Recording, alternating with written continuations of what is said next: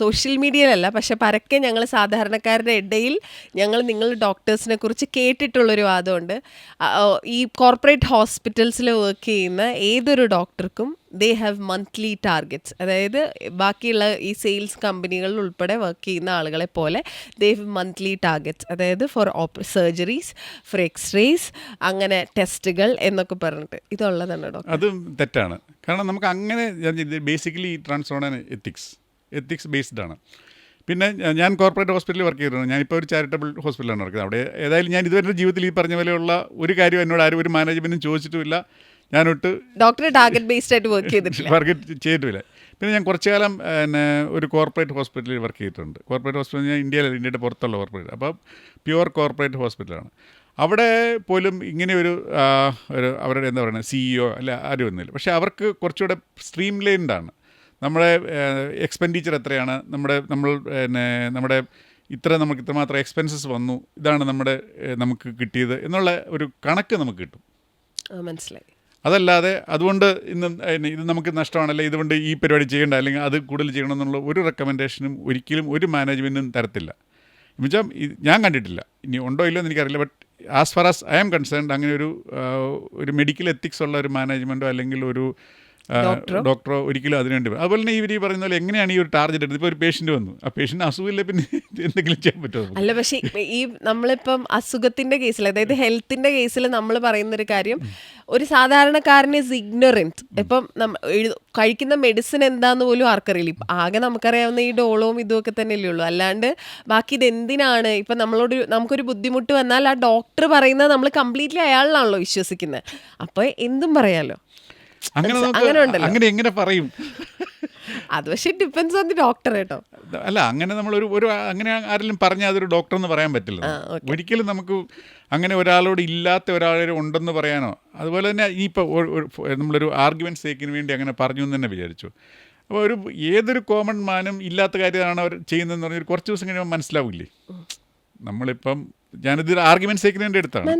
അപ്പോൾ എന്നാൽ പോലും നമ്മളില്ലാത്തൊരു കാര്യം പറഞ്ഞു എന്ന് പറഞ്ഞു കഴിഞ്ഞാൽ കുറച്ച് ദിവസം കൊണ്ട്, ഇപ്പോൾ ചിലപ്പോൾ ഒരു ദിവസമല്ലേ 2 ദിവസമല്ലേ കഴിയുമ്പോൾ നമുക്ക് കാര്യം പിടികിട്ടില്ലേ. അപ്പോൾ അതുകൊണ്ട് അതൊന്നും ഇതൊക്കെ വെറും സിനിമയിലും ഒക്കെയുള്ള കാര്യങ്ങളാണ്. നമുക്ക് ഇതൊരു ബിസിനസ് മോഡൽ വന്നു എന്ന് പറഞ്ഞു കഴിഞ്ഞാൽ അതിനകത്ത് കുറച്ചുകൂടെ ഇൻഡസ്ട്രിയലൈസേഷൻ വന്നു എന്നുള്ളതല്ലാതെ ഒരിക്കലും അതിൻ്റെ അത് എത്തിക്സ് അല്ലാത്ത ഈ പറഞ്ഞതുപോലെയുള്ള കാര്യങ്ങളൊന്നും നടക്കില്ല, ഇമ്പോസിബിളാണ്. ഇതൊക്കെ വെറും നമ്മളെന്താണ് സിനിമയ്ക്ക് ഒരു നല്ല രസമുള്ളൊരു എത്തിക്സ് ഉള്ള ആൾ ഇത് ചെയ്യില്ല അല്ലേ. എത്തിക്സ് ഇല്ലാത്തവർ ഞാൻ പറയാം വളരെ കുറച്ച് ഇല്ലയെന്ന് തന്നെ പറയാം. ഞാൻ കണ്ടിട്ടില്ല ഇതുവരെ ആരും അങ്ങനെ ഒരു ടാർഗറ്റ് ബേസ്ഡ് ഈ ഡോക്ടർ നിങ്ങൾക്ക് ഇത്ര മാത്രം ചെയ്യൂ അല്ലെങ്കിൽ ഇത്ര ഇൻവെസ്റ്റിഗേഷൻ ചെയ്യൂ എന്ന് പറഞ്ഞൊരു ടാർഗറ്റ് കൊടുത്ത് എന്ന് പറഞ്ഞ് ഞാൻ ഡോക്ടർ കമ്മ്യൂണിറ്റിയിലുള്ള ആളാണ്. ആരും അങ്ങനെ തീരെ ഞാൻ പറഞ്ഞു പോലും കേട്ടിട്ടില്ല.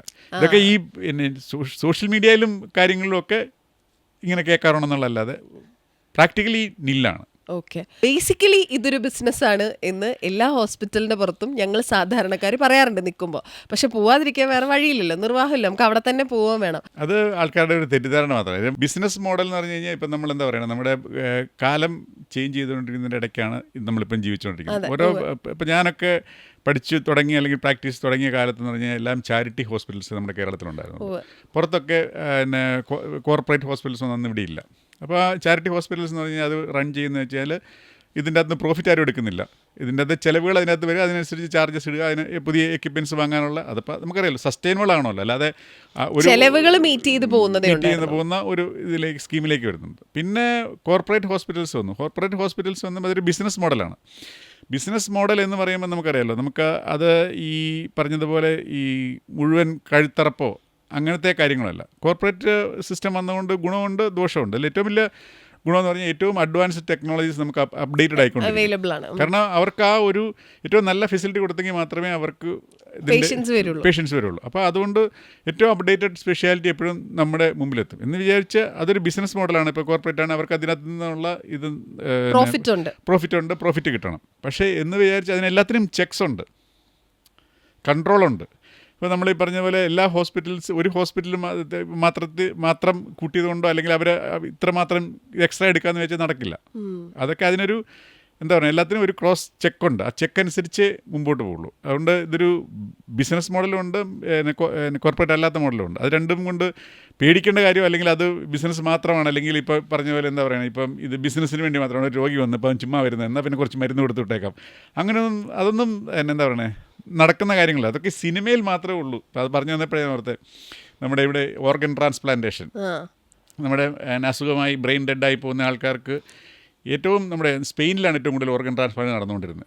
അതിൻ്റെ അതേ ലെവലിൽ കേരളത്തിൽ ട്രാൻസ്പ്ലാന്റ് നടക്കുന്നത്. ഒത്തിരി ആൾക്കാർ അതുകൊണ്ട് ജീവൻ രക്ഷപ്പെട്ട് നന്നായി ജീവിതം മുമ്പോട്ട് കൊണ്ടുപോയി. ഹാർട്ട് പോയവർ, ലിവർ പോയവർ. കാരണം ഈ മരിച്ചു പോകുന്നവർ മിക്കവാറും ബ്രെയിൻ ഡെഡ് ആയിട്ടുള്ള ആൾക്കാർ. ജോസഫ് എന്ന് പറഞ്ഞൊരു സിനിമ അതോടുകൂടി നമ്മൾ വല്ലാതെ അങ്ങോട്ട് അത് എന്താ പറയുക, ഏറ്റവും ഈ സ്പെയിൻ റിലേറ്റഡ് നിന്നത് ഏറ്റവും ഓൾമോസ്റ്റ് സീറോ ലെവലിലേക്ക് മാറി. കാരണം ആ ഒരു സിനിമയിൽ പറയുന്നത് പോലെ ആണ് ഇവിടെ നടക്കുന്നത് എന്നുള്ള രീതിയിലാണ് ജനത്തിൻ്റെ എടുക്കുന്നത്. അവർ ഈ പറഞ്ഞ പോലെ, ഈ സിനിമയിൽ പറഞ്ഞ പോലെ ഒരാളെ അടിച്ചു വീഴ്ത്തിയൊന്നും ഓർഗൻ എടുക്കാനൊന്നും പറ്റത്തില്ല. അതിനൊക്കെ എടുക്കണമെങ്കിൽ തന്നെ അതിന് ആ ആളുടെ ഹെൽത്തും ഒക്കെ കൃത്യമായിട്ട് മോണിറ്റർ ചെയ്ത് അങ്ങനെയുള്ള സെലക്റ്റഡ് ആൾക്കാരുടെ മാത്രമേ എടുക്കാൻ പറ്റുള്ളൂ. അല്ലാതെ വഴിയെ പോകുന്ന ഒരാളെ അടിച്ചു വീഴ്ത്തിക്കൊണ്ടുവന്നാലൊന്നും നമുക്ക് ഓർഗൻ എടുക്കാനൊന്നും പറ്റില്ല.